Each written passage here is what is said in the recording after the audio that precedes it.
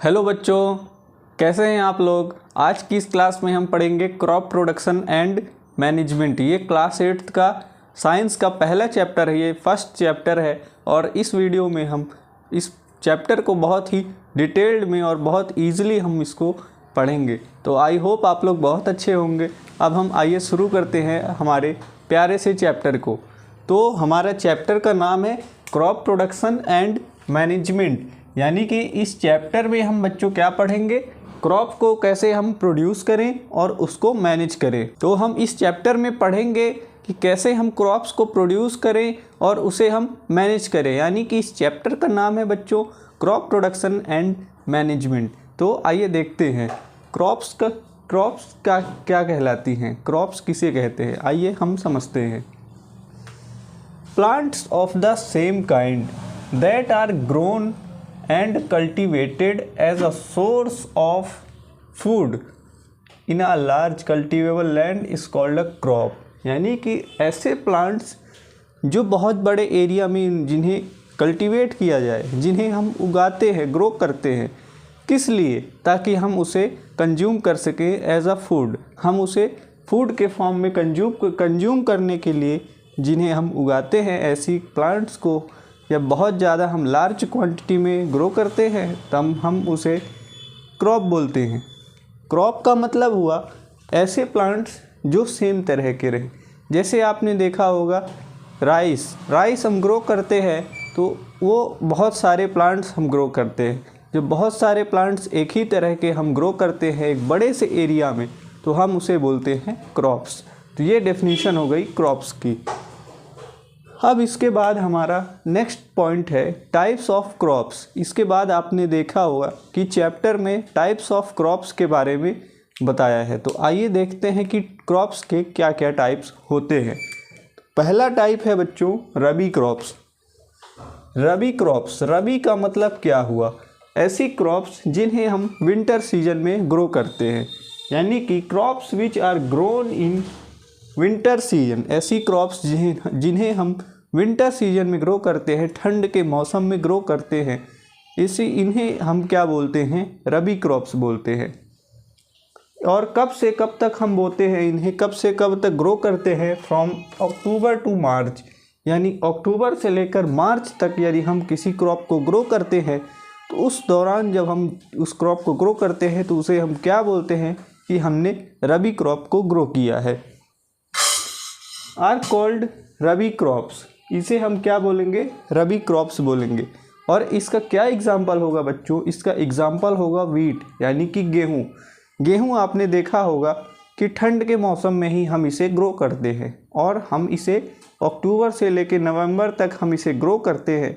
इसे हम बोते हैं अपनी फील्ड में, अपने खेत में। उसके बाद हम मार्च के एंड में हम इसे कल्टीवेट करते हैं, इसे हार्वेस्ट करते हैं, यानी कि हम इसकी फसल की कटाई करते हैं। तो ऐसे क्रॉप्स जिन्हें हम विंटर सीजन में ग्रो करें उसे हम रबी क्रॉप्स बोलेंगे। ये पहला टाइप हो गया। इसके बाद दूसरा टाइप है बच्चों खरीफ क्रॉप। खरीफ का मतलब क्या हुआ, the crops which are grown in the rainy season. ऐसी क्रॉप्स जिन्हें हम रेनी सीजन में ग्रो करें उन्हें हम क्या बोलेंगे, ये कैसी क्रॉप है, ये खरीफ क्रॉप है। फ्रॉम जुलाई टू अक्टूबर, इन्हें हम कब से ग्रो करते हैं, जुलाई से लेकर अक्टूबर के बीच में हम इसे ग्रो करते हैं, इसलिए हम इसे खरीफ क्रॉप बोलते हैं। इसका क्या एग्जाम्पल हो गया, इसका एग्जाम्पल हो गया राइस। इसका एग्जाम्पल आप यहाँ पर लिख लीजिए कि इसका एग्जाम्पल क्या हो गया, राइस। आप देखे होंगे कि अक्सर रेनी सीजन में ही राइस हम ग्रो करते हैं, हम उसको रोपा लगाते हैं, हम उसे ग्रो करते हैं, या तो हम बीज बोकर ग्रो करते हैं, या तो उसके छोटे छोटे प्लांट्स हम लगाकर और धान को हम ग्रो करते हैं। रोपा लगा के हम उसे फसल को तैयार करते हैं। तो ये कैसी क्रॉप हो गई, ये खरीफ क्रॉप हो गई। अब बच्चों यहाँ पर टॉपिक है कि हम क्रॉप्स तो ग्रो करें, लेकिन उसके पहले हमें सॉइल को प्रिपेयर करना पड़ता है, यानी कि सॉइल को, मिट्टी को हमें उस फसल के हिसाब से तैयार करना पड़ता है।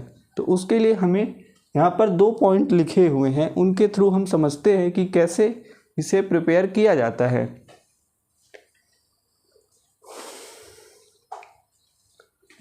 पहला स्टेप है बच्चों कि first step in cultivating crops for crop production, यानी कि हमें सबसे पहले तो ऐसी क्रॉप को ग्रो करना है जिसे हम फूड के लिए कंज्यूम कर सके। हम ऐसी क्रॉप को ग्रो करते हैं जिसे हम फूड के फॉर्म में कंज्यूम कर सके।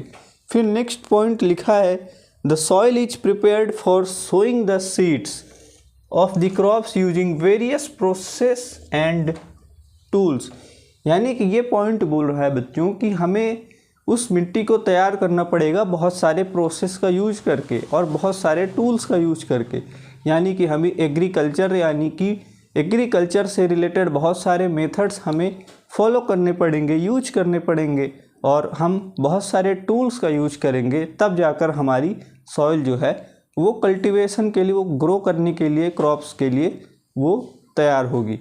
वो कौन कौन से टूल्स हैं?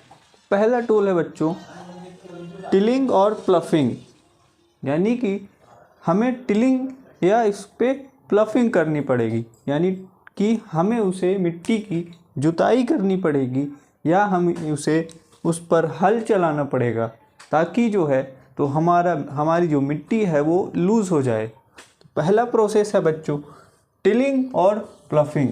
ये किस लिए किया जाता है और ये क्या है, आइए देखते हैं बच्चों। तो ये the process of loosening and turning of the soil is called tilling, यानी कि वो प्रोसेस जिसके थ्रू हम मिट्टी को टर्न करें, यानी कि मिट्टी को हम ऐसे जब हम हल चलाएंगे तो एक के ऊपर एक मिट्टी जो है वो आती जाएगी, जिससे हमारी मिट्टी जो है वो लूज़ हो जाएगी। यदि मिट्टी बहुत ज़्यादा हार्ड होगी बच्चों तो प्लांट्स सरवाइव नहीं करेंगे, उसमें ग्रो नहीं करेंगे।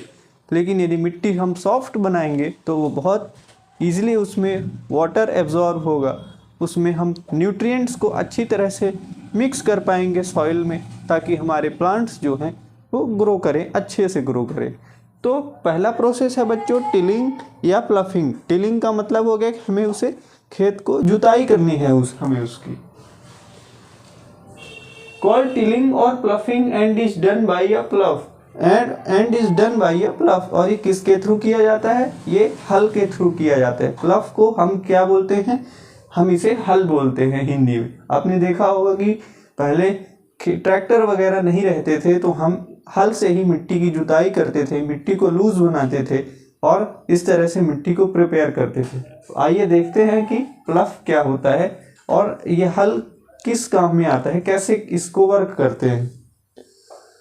ये हल एक डिवाइस है, a device that is used by farmers for different purposes. ये एक डिवाइस है जो कि फार्मर्स यूज करते हैं अलग अलग पर्पज के लिए, सच एज एडिंग फर्टिलाइजर्स को ऐड करने के लिए, tilling and loosening the soil और मिट्टी को लूज करने के लिए, उसको टिल करने के लिए, और साथ में टू रिमूव वीड्स या और एटसेट्रा, यानी कि हम वीड्स को रिमूव करने के लिए भी इसका यूज करते हैं। तो वीड्स क्या है बच्चों? वीड्स ऐसे प्लांट्स हैं, ऐसी चीज़ें हैं जो ऐसे प्लांट्स हैं जो हमारे खेत में उगाते हैं और जो बिना मतलब के हमारी ज़रूरत की चीज़ें नहीं रहती हैं।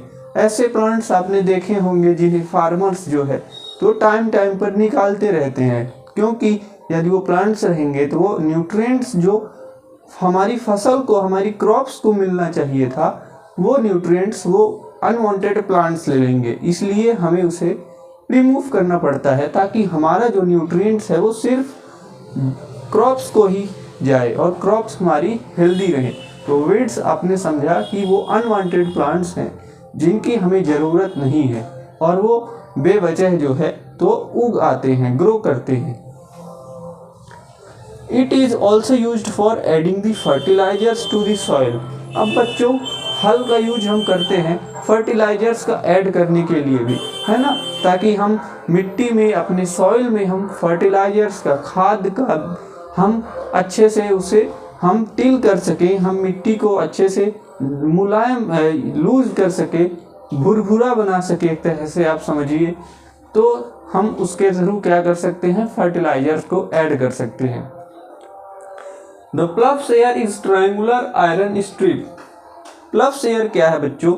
ये जो आप देख रहे हैं इसे हम प्लफ शेयर बोलते हैं, यानी कि हल का वो पार्ट जो मिट्टी को मिट्टी के संपर्क में रहता है ये, और ये किसका बना रहता है, ये आयरन का बना रहता है, आयरन स्ट्रिप। आयरन की एक पतली सी, एक तरह से समझिए कि पट्टी जो है वो मिट्टी के संपर्क में रहती है। हल का तो मेन काम यही है कि मिट्टी को हमें लेयर बाय लेयर उसको पलटते रहना, उसकी जुताई करना। तो इसका काम क्या है, ये हल का हमने देखिए कि एक प्यारा सा हल भी आपके लिए समझाने के लिए बनाया है बच्चों, ताकि आप अच्छे से समझ पाएँ कि हल क्या होता है। तो हल आप देख लीजिए, ये प्लवशेयर हो गया, ये एक हैंडल हो गया, ये हम हैंडल बोल सकते हैं, जो फार्मर अपने हाथ में पकड़े रहेगा। और इसको क्या है बच्चों, ये इसको रख देगा किसके, बुल के, बैल के कंधे पर रख देगा, उसके गर्दन पर रखेगा बच्चों, उसके गर्दन पर रख देगा। और ये इसको हाथ में अपने इसके थ्रू ऑपरेट करेगा, इसके थ्रू आगे बढ़ाएगा हल को। और ये मिट्टी को आगे जैसे जैसे बैल चलते जाएंगे तो मिट्टी जो है हमारी लूज होती जाएगी। इट हैज़ अ हैंडल, तो यही चीज़ें हमने आगे लिखी हैं बच्चों कि इसमें एक हैंडल होता है। और a wooden plough can be operated by a pair of aux and a man, यानी कि एक जोड़े बैल और एक आदमी। बाकी ये चीज़ें अगर हमारे पास रहेंगी तो हम अच्छे से हल को चला सकते हैं। इसके बाद nowadays these wooden plough are being replaced by iron plough. आजकल क्या है बच्चों कि ये जो वुडन प्लव है, जो लकड़ी के हल रहते हैं, हम इसको रिप्लेस कर रहे हैं आयरन के प्लव से। होता क्या है बच्चों कि वुडन प्लव को हम जब बनाते हैं तो उसमें बहुत सारे प्लांट्स जो हैं वो काटने पड़ते हैं। हमें वुड की ज़रूरत पड़ती है, लकड़ी की ज़रूरत पड़ती है, और वो लकड़ी जो है वो ख़राब भी होने लगती है धीरे धीरे। लेकिन जो आयरन के प्लव हैं, जो हल हैं, वो बहुत टाइम तक चलते हैं। इसलिए हम आजकल क्या है बच्चों, आयरन के प्लव जो है उसका यूज करने लगे। ये रहा बच्चों टिलिंग के बारे में कि पहला प्रोसेस हमें क्या है कि मिट्टी को टिल करना है या प्लव करना है, उस पर हल चलाना है। इसके बाद नेक्स्ट प्रोसेस देखते हैं बच्चों। अब बच्चों हम देखते हैं अपने अगले टूल के बारे में कि कौन सा ऐसा टूल है जिसके थ्रू हम कल्टीवेशन करते हैं क्रॉप्स का। तो हमारा नेक्स्ट टूल है बच्चों हो के बारे में, HOE, हम इसे हो भी बोलते हैं। आप इसे हो ही ना बोलिएगा, आप इसे हो बस बोल दीजिए तो इतना काफ़ी रहेगा। तो हो कैसा है, a tool that is used to dig up the soil, यानी मिट्टी को हमें खोदना है, मिट्टी में हमें गड्ढे करने हैं छोटे छोटे, हमें अपने प्लांट्स को लगाने हैं। तो हमें सबसे पहले उसको गड्ढा करना पड़ेगा। तो हो का यूज करके हम क्या करते हैं, used to dig up the soil to remove weeds and to loosen the soil before planting a sapling, यानी कि ये ऐसा टूल है बच्चों जिसका यूज करके हम मिट्टी को हम लूज करते हैं, हमें उसे प्लांट्स को लगाने के लिए तैयार करना पड़ता है। तो हमने उसमें गड्ढे किए, हमें उसमें वीड्स को रिमूव करने के लिए भी हम इसका यूज करते हैं। यानी कि हमें यदि वीड्स को, खरपतवार को, जिसे हम वीड्स को हम बच्चों हिंदी में खरपतवार बोलते हैं, तो हमें उसे रिमूव करने के लिए भी इस टूल का यूज करना पड़ता है। मैंने आपके लिए इसका डायग्राम भी बनाया है। बहुत अच्छा डायग्राम तो नहीं बन पाता बच्चों क्योंकि 3D डायग्राम्स होते हैं, लेकिन आप इससे समझिए ये हमने हो को बनाने का प्रयास किया है, ट्राई किया है। तो इसमें क्या है बच्चों, ये आयरन का है और ये यहाँ पे या तो आयरन का भी हो सकता है इसका हैंडल, और ये वुड का भी हो सकता है। तो यहाँ पर हम इसे ऐसे पकड़ेंगे और इसके बाद हम मिट्टी को खोदेंगे, मिट्टी की हम टिलिंग करेंगे, मिट्टी में हम डिग करेंगे, गड्ढा बनाएंगे। इसके बाद बच्चों नेक्स्ट हमारा टूल है वो है कल्टीवेटर। आपने देखा होगा बच्चों पहले के ज़माने में फार्मर्स जो हैं तो हल का यूज करते थे मिट्टी में, हम मिट्टी की जुताई करने के लिए। लेकिन अब कल्टीवेटर्स का ज़माना आ गया है, अब वो पुराने हल जो हैं वो यूज नहीं करते लोग। उसकी क्या वजह है बच्चों, क्योंकि कल्टीवेटर्स जो हैं वो ज़्यादा फास्ट तरीके से हमारा काम कर देते हैं। हमें खेत को हम तैयार करना है, मिट्टी को हमें मुलायम बनाना है, हमें लूज करना है सॉइल को, तो उस काम के लिए बच्चों जो कल्टीवेटर्स हैं वो बहुत ज़्यादा काम कर सकते हैं। तो cultivator is attached to the tractor and helps in loosening the soil. Cultivator जो है बच्चों ट्रैक्टर से अटैच रहता है, जुड़ा रहता है और ये मिट्टी को लूज करता है। It is used instead of ploughs since they are faster. और ये प्लफ की जगह यूज किए जाते हैं क्योंकि ये फास्ट होते हैं बच्चों। ये ट्रैक्टर्स जो हैं वो ज़्यादा तेज़ी के साथ और बहुत सारे हल के कंपैरिजन में ये एक ही कल्टीवेटर उनका सबका काम एक ही कर देता है, इसलिए हमें इसका यूज करते हैं। इसके बाद बच्चों हमारा टॉपिक है सोइंग के बारे में, यानी कि हम बीज बोना जिसे बोलते हैं, कि हम मिट्टी में बीज बोते हैं, इसे हम सोइंग बोलते हैं।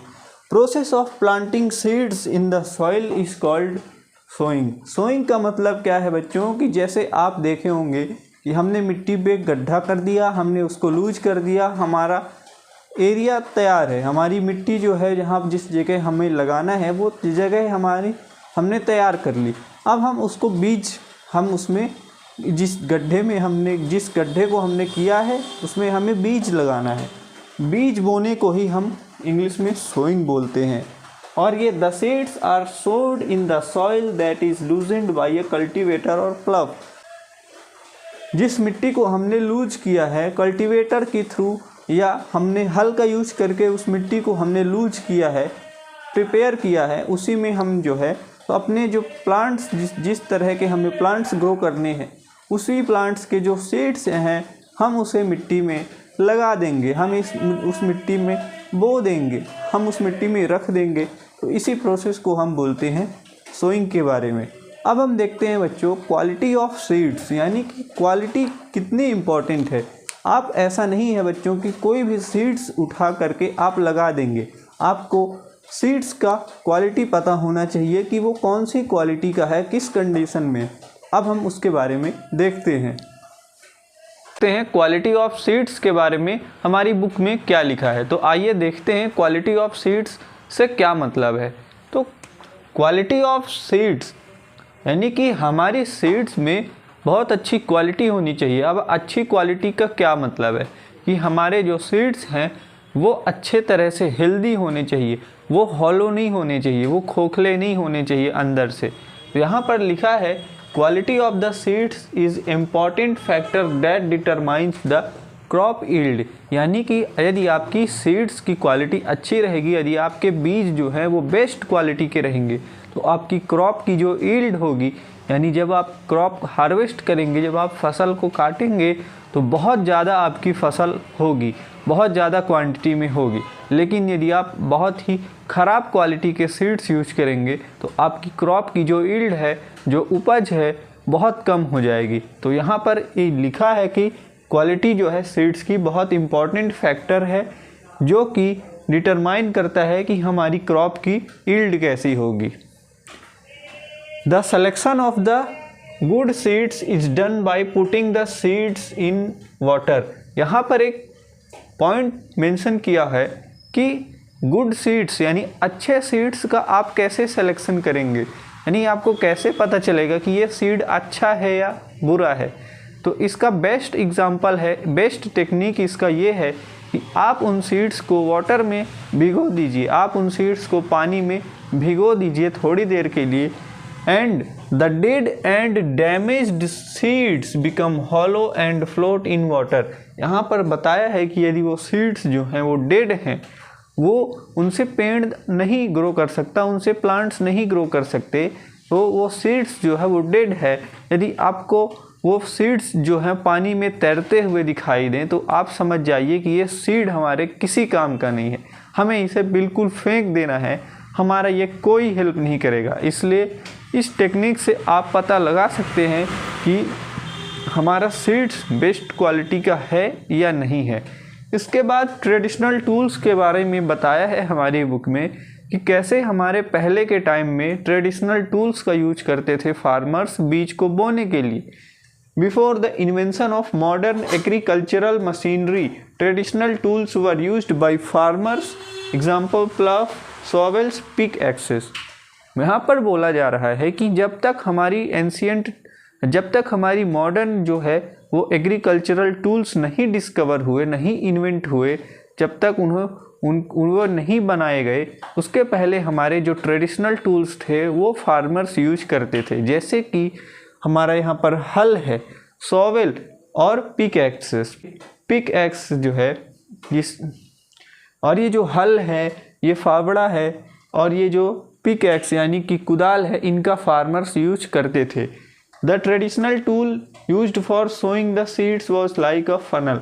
यहाँ पर एक पॉइंट मेंशन है कि जो पहले के टूल्स थे जो फार्मर्स यूज करते थे बीज को बोने के लिए, वो कैसे थे, वो फनल टाइप के थे। यानी कि वो कैसे थे, फनल टाइप की। आप ऐसा समझिए, ये फनल हो गया और यहाँ पर एक पाइप जुड़ी रहती थी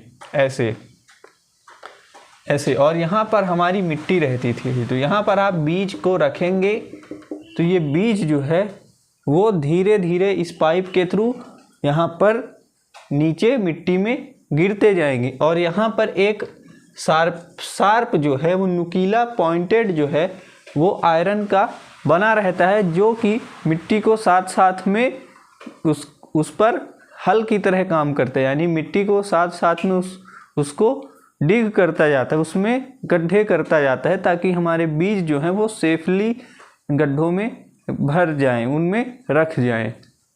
तो ये जो ट्रेडिशनल टूल्स थे जो फनल की तरह दिखते थे, इनका यूज करते थे फार्मर्स, किसके लिए, बीज को बोने के लिए। Seeds were put in this funnel, move forward, piercing the soil by sowing the seeds through its tube. यानी कि इस फनल शेप में हम सीड्स को रखते थे और वो ट्यूब के थ्रू मिट्टी में वो गिरते थे, बीज जो हैं वो चले जाते थे और इस ट्यूब के थ्रू जो है वो मिट्टी को चीरते हुए, यानी कि मिट्टी में गड्ढे करते हुए, वो जैसे जैसे हम इस मशीन को, इस फनल टाइप की मशीन को आगे बढ़ाएंगे, वैसे वैसे हमारे मिट्टी में बीज जो हैं वो जाते जाएंगे। ये पॉइंट था। इसके बाद यहाँ पर लिखा है सीड ड्रिल। क्या सीड ड्रिल का क्या मतलब है? जैसे आपने देखा होगा कि मिट्टी की जुताई करने के लिए हम कल्टीवेटर्स का यूज करते हैं, उसी तरह हम मिट्टी में सीड्स को बोने के लिए हम क्या यूज करते हैं, बीज बोने के लिए हम क्या यूज करते हैं, सीड ड्रिल का यूज करते हैं। Used for sowing with the help of tractors, it ensures that seeds are sown uniformly at a particular depth.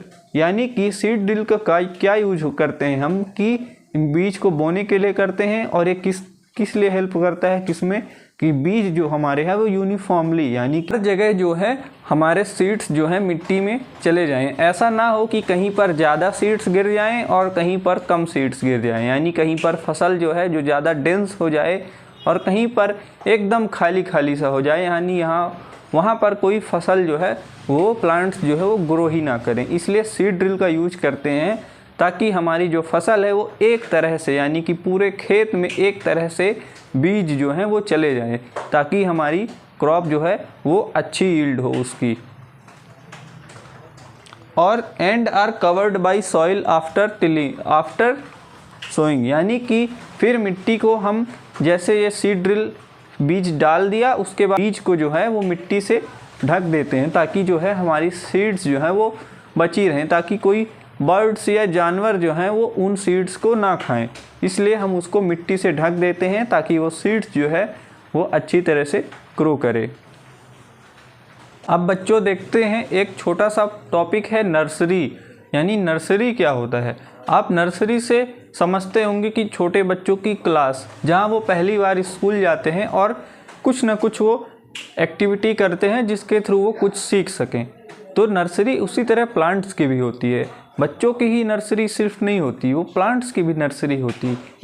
So nursery क्या होता है? A place where young plants and trees are grown for planting elsewhere. यानी एक ऐसी जगह जहाँ पर हम पहले प्लांट्स को, सैपलिंग्स को उगाते हैं और फिर हम जब वो थोड़ी सी बड़ी हो जाती हैं, जब वो दूसरी जगह फिर हम उन्हें शिफ्ट कर देते हैं, यानी एल्सवेयर, यानी कहीं और हम उन्हें फिर प्लांट कर देते हैं, उन्हें लगा देते हैं। Nursery acts as a repository for saplings. और नर्सरी एक क्या है? रिपोजिटरी की तरह काम करती है, एक घर की तरह काम करती है सैपलिंग्स के लिए, एक ट्रांजिट की तरह काम करती है कि पहले आप उन सीड्स को आप उन नर्सरी में तैयार करेंगे, वो जब वो प्लांट्स के फॉर्म में आएंगी, छोटे छोटे सैपलिंग्स बनेंगी, छोटे पौधे बनेंगे, फिर आप उन्हें कहीं और ट्रांसफ़र कर देंगे, कहीं और आप लगा देंगे। इसके बाद जर्मिनेशन ऑफ द सीड्स एक टॉपिक है छोटा सा। इसका क्या मतलब हुआ कि it happens when the seed is sown in the land and water. Germination of the seeds यानी कि सीड्स कब जर्मिनेट करेंगे, जब आप उन्हें ज़मीन पर ऐसे ही आप फेंक देंगे या उन्हें ज़मीन पर सो कर देंगे, बो देंगे, और उन पर जब पानी पड़ेगा एंड वाटर, जब भी वो मॉइस्चर या वाटर के संपर्क में आएंगे तब क्या होगा कि वो जर्मिनेट होंगे। और जर्मिनेट का क्या मतलब हुआ कि उनमें नए नए प्लांट्स जो हैं वो सीड्स जो हैं वो प्लांट्स बनने की प्रोसेस उनमें चालू हो जाएगी। A plant starts to emerge from the seed and begins to grow. और उस बीज से एक प्लांट्स जो है, प्लांट्स बनने की जो प्रोसेस है वो चालू हो जाएगी। वो प्लांट्स इमर्ज होने लगेंगे, बनने लगेंगे उन बीज से। उसके बाद adding manures and fertilisers. Manures and fertilisers यहाँ पर एक टॉपिक है, उसके बारे में देखते हैं। तो मैन्योर्स एंड फर्टिलाइजर्स क्या है? Manures and fertilisers substances that are added to the soil to increase its fertility. Manures और फर्टिलाइजर्स ऐसे सब्सटेंस हैं जिनका यूज़ हम करते हैं किस चीज़ के लिए? हमारी सॉइल की फर्टिलिटी इम्प्रूव करने के लिए, ताकि हमारी सॉइल की फर्टिलिटी इम्प्रूव हो, सॉइल ज़्यादा से ज़्यादा फर्टाइल हो और ज़्यादा से ज़्यादा हमारी क्रॉप की यील्ड हो। मैन्योर्स जो है made by decomposition of organic substances and fertilisers are made of inorganic substances. Manures जो हैं वो किससे बनते हैं? ऑर्गेनिक सब्सटेंसेस के डिकम्पोजिशन से। और फर्टिलाइजर्स किससे बनते हैं? इनऑर्गेनिक सब्सटेंसेस से मिलकर के ये बनते हैं। तो यहाँ तक रखते हैं मैन्योर्स एंड फर्टिलाइजर्स तक इस लेक्चर को। इसके बाद हम मैन्योर्स एंड फर्टिलाइजर्स के बारे में डिफरेंस पढ़ेंगे। इसके बाद हम बहुत सारी प्रोसेस पढ़ेंगे, थ्रेसिंग, हार्वेस्टिंग, ये सब से रिलेटेड सारी चीज़ें हम देखेंगे। वो सब नेक्स्ट क्लास में हम देखेंगे। इस वीडियो को यहीं तक रखते हैं, मिलते हैं नेक्स्ट क्लास में। तब तक के लिए थैंक यू।